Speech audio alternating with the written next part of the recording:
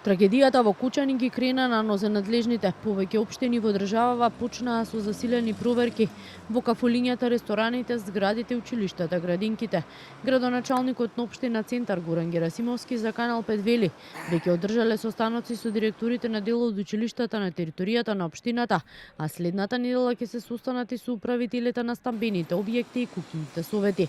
Но паралелно со ова се вршат и инспекциски контроли кај сите угостителски објекти.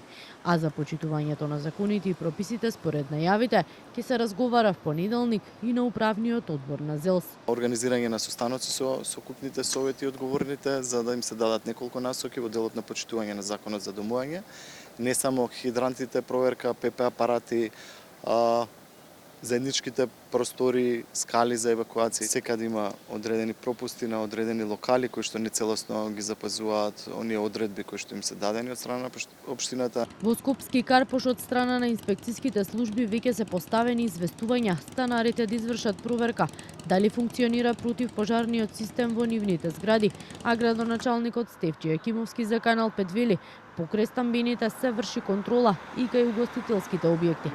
Од досегашните контроли вели состојбата е разочарувачка. Готово да нема во ниту една зграда, да речеме, противпожарно црево или доволно апарати за гасење на пожар, или пак противпожарните скали, најчесто граѓаните ги зафаќаат или пак ги затвараат. Бараме сето тоа да се тргне како би можеле степенот на противпожарна заштита и мобилноста на станарите да го дигнеме на повисоко ниво. Граѓаните кои ги анкетиравме велат во зградите каде што живеат цревата од хидрантите се украдени, ПП апарати нема, а заедничките простории или се пренаменети или се користат како остави, а онаму каде што ги има, слична е состојбата и со противпожарните скали.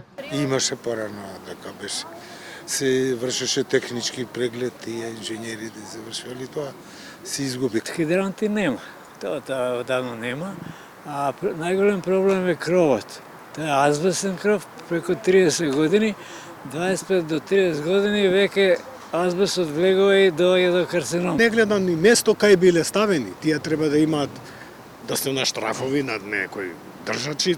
Че има трак негде низ по улазот по скалите, не сум видел. Тешко да има, не знам, може цревата се покрадени, а и хидрантите може постојат. Зградата е 4-катна, но нема хидранска мрежа за жал, нема ни ПП апарати, така да тоа е состојбата.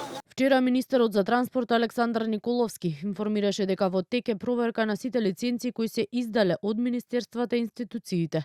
Од министерството со кое тој раководи, како што кажа, досега се проверени над 640 лиценци од вкупно 1100, а одземени се 97, од кои најголемиот дел се однесуваат за лиценцата Б, односно за изведувачи на градби од втора категорија. Според Николовски станувало збор за правни лица, кај кои е констатирано дека по издавањето на лиценците престанале да ги исполнуваат законските услови. Најави промена на законите за градба и урбанистичко планирање, кои, како што кажа, имаат недоречености, особено во делот на контролата.